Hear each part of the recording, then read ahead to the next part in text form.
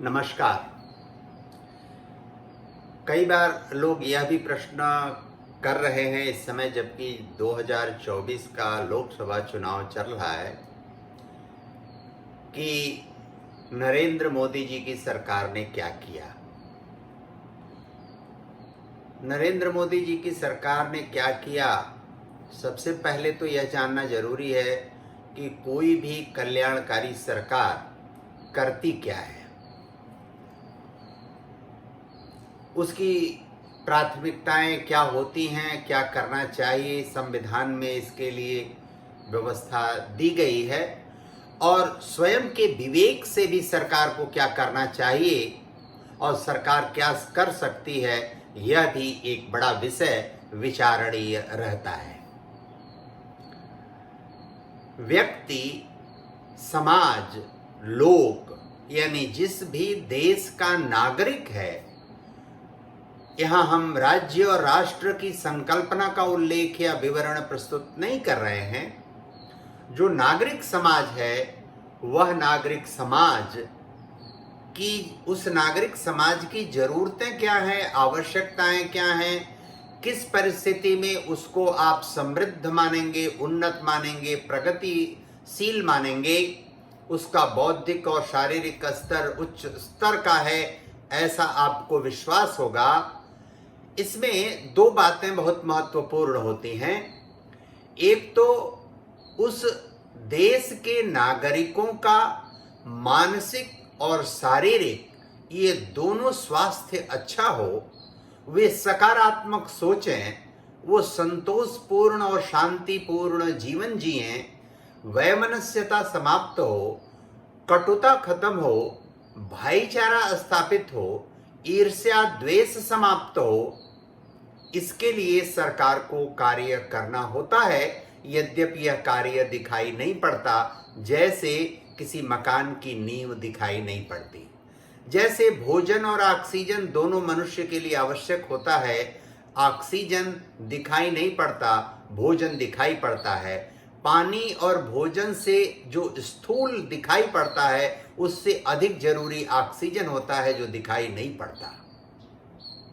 ठीक वैसे ही शरीर के लिए हम 50 प्रकार की चीजें करते हैं, लेकिन कहा जाता है the health of the mind is more important than the health of the body. शरीर के लिए हम 50 प्रकार के डॉक्टर की सुविधा लेते हैं, 50 प्रकार के अन्य उपाय करते हैं, हम व्यायाम करते हैं, स्किन से संबंधित, लीवर से संबंधित अन्य सारे शरीर के अवयवों के लिए कार्य करते हैं, लेकिन मस्तिष्क के संबंधित हम बहुत सारा उपक्रम नहीं कर पाते। मस्तिष्क स्वस्थ सानंद रहे, इसके लिए पहली आवश्यकता है कि आप शांति और संतोषपूर्ण जीवन जिएं, प्रकृति के जितना अधिकतम संभव है उतना निकट रहें। आज जिसकी मांग कुछ लोग कर रहे हैं उनको इससे कोई मतलब नहीं है। जो लोग वर्तमान सरकार के विरोध में बातें कर रहे हैं उनको भी इससे कोई, प्रकृति के निकट हम कितना रहें, शांति, प्रतिक्रियात्मक और हिंसक बातें करने के ज्यादा आदी हो चुके हैं ऐसे लोग। कुछ मिट्टी भर लोग 10, 12, 15, 20% तक अधिकतम ऐसे लोग हैं जो इस तरह के कार्य कर रहे हैं। स्थूल रूप में यदि हम बात करें तो वर्तमान केंद्र सरकार और उससे संबंधित राज्य सरकारें जहां उनकी योजनाओं को उन्होंने माना है, स्वीकार किया है, अपने राज्य में लागू किया है, ऐसी परिस्थिति में व्यक्ति की पहली आवश्यकता, और वो पहली आवश्यकता भोजन, वस्त्र, मकान है। अनेक बार लोग ये बात करते हैं कि हम मस्तिष्क का क्या करेंगे अगर हमको भोजन, वस्त्र, मकान नहीं प्राप्त होगा। यह बात बार बार आती है कि ये उनसे पूछिए जो बोस्निया हर्जेगोविना में रहते हैं, ये उनसे पूछिए जो यूक्रेन में रहते हैं, ये उनसे पूछिए जो गाजा पट्टी या फिलिस्तीन में रहते हैं, ये उनसे पूछिए जो इराक में रहते थे और अमेरिका से युद्ध हो रहा था। ऐसे बहुत सारे क्षेत्र पूरी दुनिया के हैं जिनसे पूछिए कि सुख, शांति, संतोष क्या है, शांतिपूर्ण जीवन, भाईचारा, प्रेम क्या है, उसके विषय में सोचिए। हिंसक और प्रतिक्रियात्मक बातें करके आप कुछ भी हासिल नहीं कर सकते।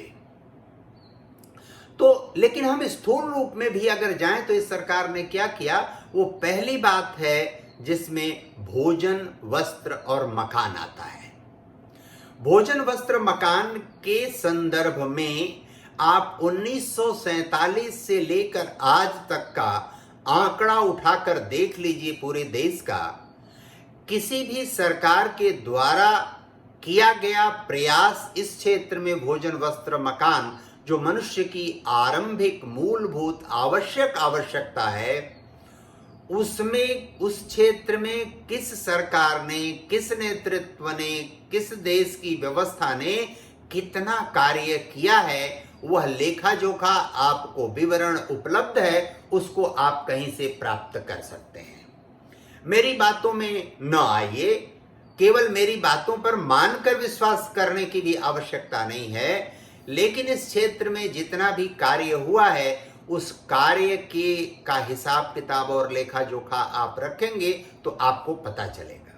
जहां तक मेरी जानकारी है और मेरे पास आंकड़ा है, 2014 से लेकर अब तक वर्तमान केंद्र सरकार ने जो आंकड़ा मैं प्राप्त कर पाया हूं उसके आधार पर मैं ये बात कह रहा हूं, ये संख्या इससे अधिक भी हो सकती है। जो सूची मेरे पास है, 164 कार्य योजनाओं की, व्यवस्थाओं की सूची हमारे पास है। 164 योजनाओं में से कुल 29 योजनाएं ऐसी हैं जो भोजन, वस्त्र और मकान से संबंधित हैं। और ये योजनाएं सामान्य गरीब, जो प्रधानमंत्री जी कहते हैं कि हमारे लिए जाति केवल 4 है, और वह जाति है युवाओं की, वह जाति है गरीबों की, वह जाति है किसानों की, वह जाति है सेना की सुरक्षा व्यवस्था में लगे हुए लोगों की। और इस प्रकार जो यह बात वो कहते हैं, वह जाति है महिला यानी स्त्री समाज की। वह जो बात कहते हैं वह इस आधार पर ये जो भोजन, वस्त्र, मकान से संबंधित इन चारों जातियों की बात करते हैं, युवाओं की, स्त्री समाज की, किसानों की और गरीब की, इन चारों जातियों के संदर्भ में भोजन, वस्त्र, मकान के क्षेत्र में इस सरकार ने इन 29 योजनाओं के माध्यम से जितना भी कार्य किया है, मकान देने से लेकर भोजन के, खाद्यान्न के वितरण तक, वह अद्भुत और अनूठा है। यदि किसी के द्वारा कहीं उसमें किसी प्रकार की कोई विद्रूपता पैदा की जाती है बीच में, किसी अधिकारी के द्वारा, किसी स्थानीय निकाय के जनप्रतिनिधि के द्वारा, तो यह व्यवस्था ठीक चले, इसके लिए समाज के लोगों का भी उत्तरदायित्व है कि उसको चेक करें, उसको पता करें, और स्थानीय जनप्रतिनिधि या जो स्थानीय निकाय के जनप्रतिनिधि हैं, ग्राम पंचायतों के से संबंधित लोग हैं या छोटे अधिकारी कर्मचारी हैं, उनके स्तर पर कहीं भी किसी प्रकार की अव्यवस्था फैलाई जा रही है तो उसको चेक करें, उसको पता करें, उसका निराकरण अपने स्तर से ही कर लें। 10-5 लोग मिलके अगर कोई बात करेंगे, वहां हिंसक उपद्रव करना, तांडव करना, धरना प्रदर्शन, आंदोलन करना, यह कोई बड़ा मुद्दा विषय नहीं है।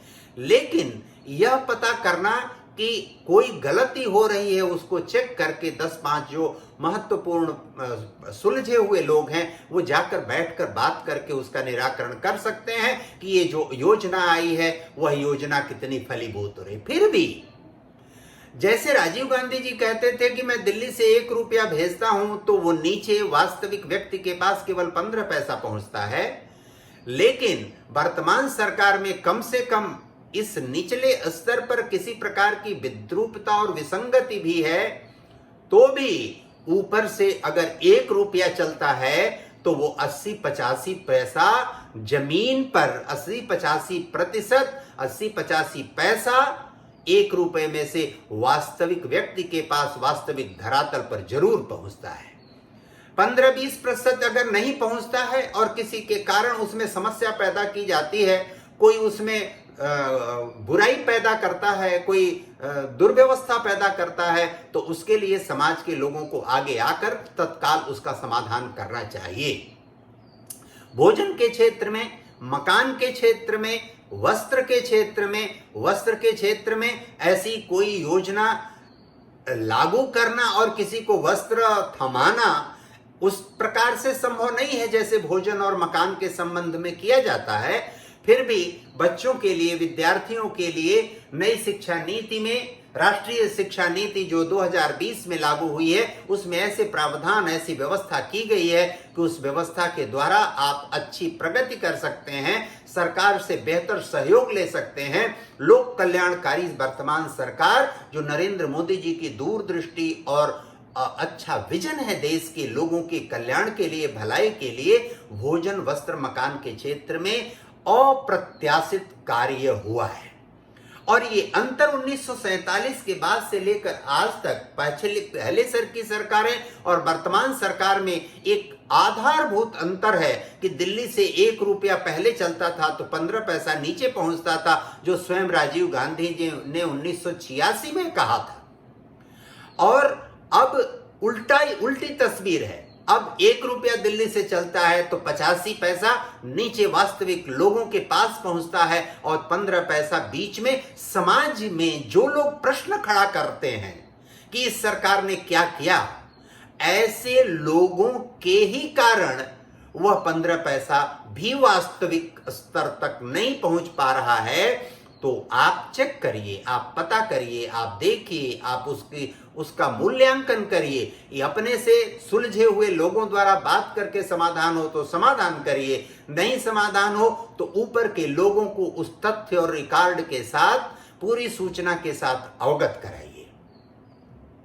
इसलिए इस सरकार ने जो भी किया है भोजन, वस्त्र, मकान के संदर्भ में, उन 29 योजनाओं का जो मेरी जानकारी में है, उन योजनाओं का संज्ञान लेकर, उन योजनाओं का अधिकतम लाभ सबको प्राप्त हो, उन योजनाओं का विवरण इंटरनेट पर भी उपलब्ध है। आप कहेंगे तो सभी योजनाओं की मैं सूची भी उपलब्ध करा सकता हूं।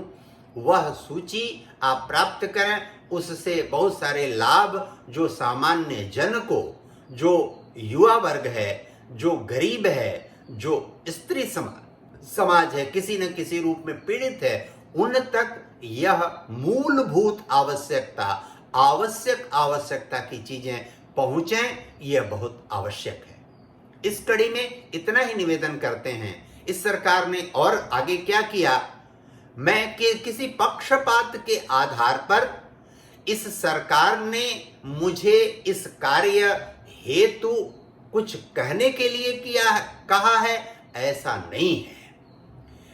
मैं स्वतः प्रेरणा से यह बातें कह रहा हूं और आप स्वयं पूर्ववर्ती सरकारों द्वारा किए गए कार्य का, इस सरकार के द्वारा किए गए कार्य का मूल्यांकन, तुलनात्मक मूल्यांकन, तथ्य परक रिकॉर्ड का मूल्यांकन करके आप देखिए कि कैसा हो रहा है और कैसा हुआ था, उसमें कितनी अब प्रगति हुई है, किस दूरदृष्टि के कारण प्रगति हुई है। इस कड़ी में इतना ही, कल फिर मिलेंगे। नमस्कार।